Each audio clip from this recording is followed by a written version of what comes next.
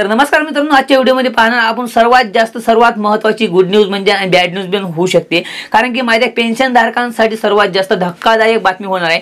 आणि माझ्या पेन्शन धारकांसाठी जर हे डॉक्युमेंट त्यांनी जमा नाही केले त्यांचं पेन्शन बंद होऊ शकते. आणि तुम्हाला माहिती आहे काही महिलांची नाही तर सर्वांचीच पेन्शन, काही लोकांची पेन्शन 10% लोकांची पेन्शन आलेली आहेत आणि 90% लोकांचे पेन्शन अडकलेले आहेत. आणि पेन्शन विधवा पेन्शन असो, निराधार पेन्शन असो किंवा कुठल्याही प्रकारचं असो किंवा अपंग लोकांचं असो, म्हणजे माहिती आहे का 70% लोक गेले आहेत, कोणा हात गेले पाय गेला त्यांचं पेन्शन म्हणजे माहिती आहे का सर्वांचं पेन्शन, काही लोकांचं पेन्शन आलेलं आहे, काही महिलांचं किंवा काही म्हाताऱ्या लोकांचं, काही पुरुषांचे पेन्शन नाही आलेलं. तुम्हाला त्यासाठी काय करावं लागेल सर्व काय सांगतो. सर्वात पहिले तुम्हाला माहिती आहे का वार्षिक जीवन प्रमाणपत्र हे तुम्हाला बनावं लागेल आणि ते कुठे बनवायचं ते पण सर्व काही सांगू इच्छितो. सर्वात पहिले तुम्हाला व्हिडिओ संपूर्ण पाहायचा आहे. कारण की माहिती आहे का सर्वात जास्त धक्का त्याच लोकांना बसणार आहे, म्हणजे ज्यांना आता पेन्शन चालू आहे 1500 रुपये पासून 1000 पासून तर 1500 रुपये कोणाकोणाला चालू आहे ते मला कमेंटमध्ये कळवायचं. आणि तुम्हाला माहिती आहे का वर्षाला तुम्हाला किती रुपये भेटतात? 1500 रुपये म्हणजे तुम्हाला वर्षाला 15,000 रुपये भारत सरकारच्याकडून मध्ये प्रधानमंत्री योजना असो किंवा प्रधानमंत्री एकूण असो का मुख्यमंत्री एकूण असो. आता काय माहिती आहे का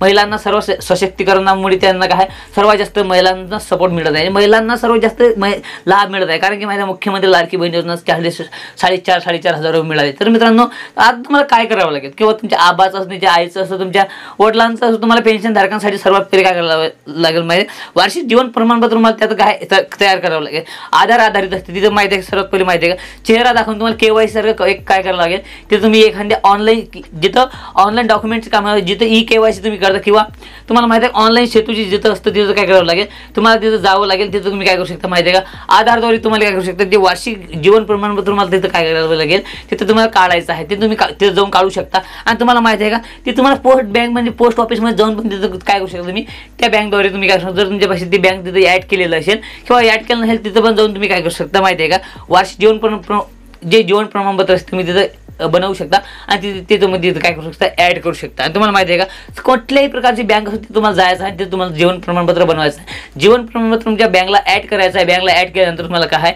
तिथं पेन्शन तुमचं चालू होणार आहे. तर सर्वात पहिले तुम्हाला काय पेन्शन धारकांसाठी हा सर्वात तिथं तुम्हाला काय जे जीवन प्रमाणपत्र असते तुम्हाला जीवन प्रमाणपत्र ॲड करावं लागेल. आणि तुम्ही ॲड केल्यानंतर तुम्हाला काय जे तुमचं पेन्शन आहे ते तुमचं बंद नाही पडणार. आणि काही लोकांचं बंद पडणार आहे ज्यांना माहिती आहे का ज्यांचे काही प्रॉब्लेम आहे, ज्यांच्यापाशी शेती खूप आहे आणि त्यांना पेन्शन मिळणार त्यांचं जर बंदच होणार आहे. आणि ज्यांचं माहिती आहे का एक्झाम्पलसाठी सांगतो निराधार पेन्शन हे कधीच बंद होऊ शकत नाही. तुम्हाला माहिती आहे लाडकी बहीण योजना पण बंद होऊ शकते पण निराधार पेन्शन हे कधीच बंद होता कामा नाही. कारण की निराधार पेन्शन असं आहे काही महिलांना म्हणजे कोण्या महिलांना कोणतं पेन्शन चालू आहे मला कमेंटमध्ये कळवायचं आणि त्यांच्यावर मी एक डेडिकेटेड व्हिडिओ बनवणार आहे. आणि तुम्हाला माहिती आहे का जर तुम्हाला कुठल्याही गोष्टीचा प्रॉब्लेम असेल पेन्शन धारकांसाठी असो किंवा लाडकी बहिणीसाठी असो कुठलीही योजना छोटी मोठी योजना असो तुम्हाला काय करायचं माहिती आहे का सर्वात पहिले कुठलाही प्रॉब्लेम असो एक कमेंट करायचे आणि कमेंटवर मी तुमच्या प्रश्नाचे उत्तर देण्याची कोशिश करणार. तर मित्रांनो तुम्हाला हा व्हिडिओ कसा वाटला मला कमेंटमध्ये कळवायचा. भेटूया नेक्स्ट पार्टमध्ये. तुम्ही जय हिंद, वंदे मातरम, जय शिवराय.